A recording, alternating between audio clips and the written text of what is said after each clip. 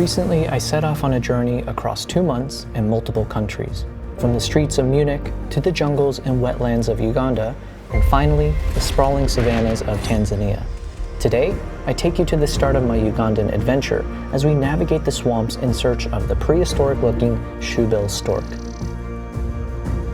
Nothing is guaranteed in the wild, but the adventures are always worth it.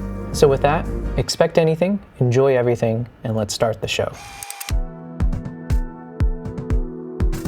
Welcome to my channel where we share the best of the world with the rest of the world through my lens. Today's adventure starts, as most of mine do, from the plane as I leave from Munich, Germany to head to Entebbe, Uganda.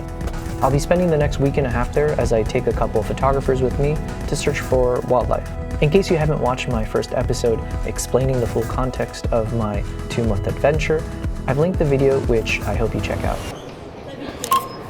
Even before touching down in Uganda, my adventure already started as I spent a few hours in the IGA lounge at the Istanbul airport during a layover. Now you might be wondering, how in the world is an airport lounge part of the adventure? To which I mostly agree with you, but hear me out. As someone who travels often, usually on red-eye flights with many layovers, sweating my ass off running through airports, carrying my heavy-ass backpacks full of camera gear around, which definitely are always well beyond the weight capacity allowed, which also don't tell anyone. Having a place to sit down, rest, recharge, eat, and even shower, it's a godsend. Sure, I could get one of those roller bags, but then where's the fun in that? Anyways, some of my credit cards come with these lounge programs, and for years it's gotten me into a lounge at basically every airport I've ever flown through.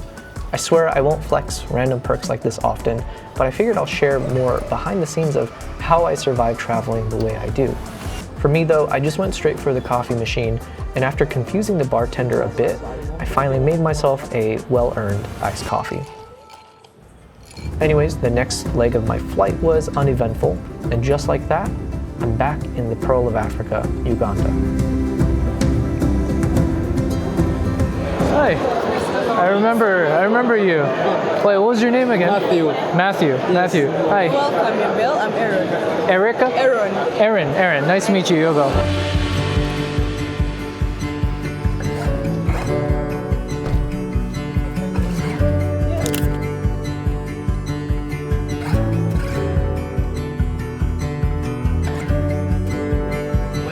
Well, guess who is back in Uganda? I was literally just here about a week ago, and I love it so much that I've decided to come back. I'm just getting ready to start another tour. I'm taking a couple photographers with me, and we're going to do some gorilla treks, chimpanzee treks, as well as shoebill storks. So very excited. This time I've armed myself with a number of action cameras that I'll be basically strapping onto me so that I'll never miss a moment. If that chimp comes straight at me or if a gorilla walks past me, I'll have every angle of it. And this is day 0, right? The trip really hasn't started yet. The 2 guests will be arriving basically past midnight tomorrow. So tomorrow will be mostly me just preparing my gear. I'll be doing the Shoebill Stork by myself in the morning. So that'll be fun warm up for me. I figured I've never done a morning shoebill excursion before. Every time it's always been in the afternoon. So why not? Let's see what it's like. Hopefully get some good sightings and capture some film with the ZR. So thanks for being here, guys. That's all I got. Cheers. 6 a.m. day 1. Well, technically day 0.5 since my guests were still somewhere in the air. The plan is to cross a corner of Lake Victoria, hop into a smaller wooden boat, and navigate through the Mabamba Swamp, which is home to one of the most sought-after birds on the planet, in my opinion, the Shoebill Stork. And since it was just me this morning, this was also my testing day. Every camera, every filter, every mount, all hitting real conditions together for the first time. So what could possibly go wrong? Quick gear call out. You'll see me messing with this filter all day and throughout the trip. It's the Freewell 3-to-7 stop variable ND and color polarizer filter. Besides my brief test in Munich, this was my first proper trip fully testing it out, and honestly I was pleasantly surprised. The magnetic system just works. Even this little built-in handle for taking the cap off was a nice detail. I shot with both the Freewell and Polar Pro systems throughout this trip, and honestly, I couldn't tell the difference in quality. But I'll do a proper review on this product later. One more call out, the PGYTECH OnePro ST backpack proved its value. I had quick access to all my gear, while the rigid frame meant the bag kept its shape. Plus, I was able to stick an Osmo 360 on a long selfie stick from the side pocket, which gave me a high-angle camera shot of me in the boat. A proper poor man's drone, which I'll take. On the way across, we passed some local fishermen starting their morning, so I tried my best to capture those passing moments. I say try because it's quite challenging to get stable shots while you're on a speeding boat. But like Evel Knievel, I get paid for the attempt. Well, I don't get paid either, but here are my attempts.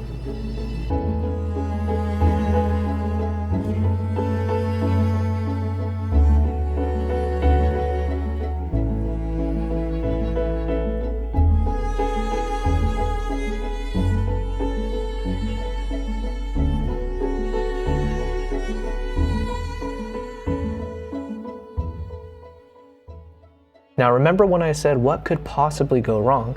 Confession time, I set all 3 of my action cameras to manual ISO that morning because that's how I shoot on my mirrorless, so obviously that's the pro thing to do, right? Except with my mirrorless, I'm behind the camera constantly adjusting based on the light. An action camera that's strapped to my hat or my shoulder or on a long selfie stick, I didn't think about that.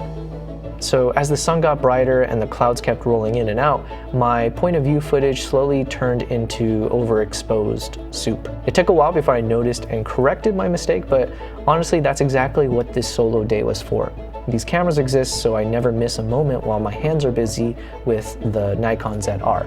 I can't be checking and changing ISO in the middle of an activity. So for the rest of the trip, I set all 3 action cameras to auto ISO. Lesson learned, just slightly painfully.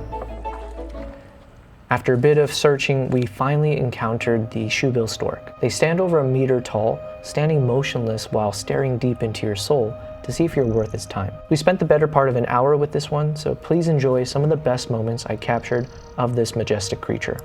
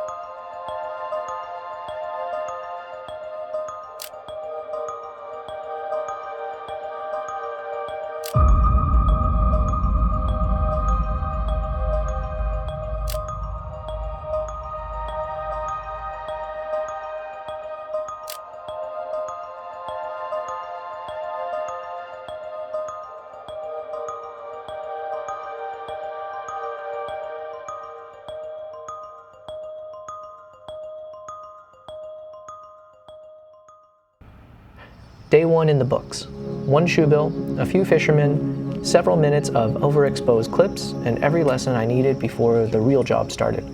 Because that night my 2 guests landed, and tomorrow this stops being my trip and starts being theirs.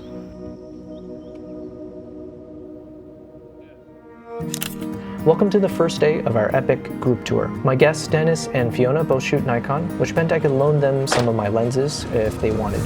So for today, Fiona borrowed my 400mm f2.8 lens, and I'm happy to report she treated it with way more care than I do, which is good because that lens is mad expensive.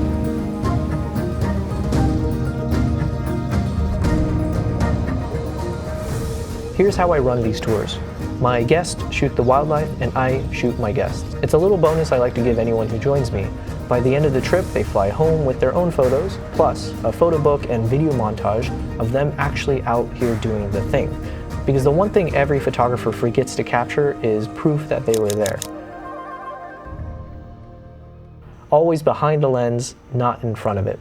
So that was my focus while also capturing the Shoebill Stork, all with my trusty 70-200mm f2.8 lens.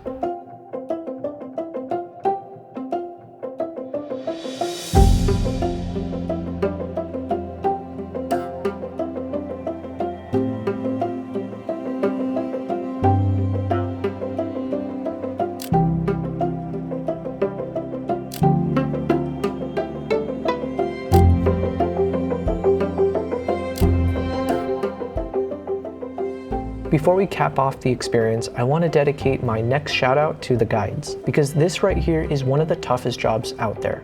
If you've seen my previous Uganda vlog series on my first Shoebill Stork excursion, you'll know how committed these guys are to the job. When the swamp gets too dense to paddle through, the guides don't turn around, they jump out of the boat, waist deep in the water, and physically push us through the grass. All for me, for us, so that guests like me and mine get to truly experience their country. I can only imagine how tiring this is day after day with no cover from the elements, so massive respect to the Mabamba guides. This episode doesn't exist without them.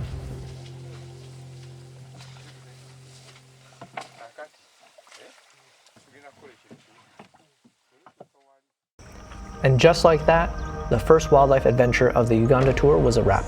2 days in the swamp, 2 shoebills, a boatload of fishermen and guest catchers, and one very well cared for 400mm lens. If there's one thing Mabamba teaches you, it's that nothing out here is owed to you.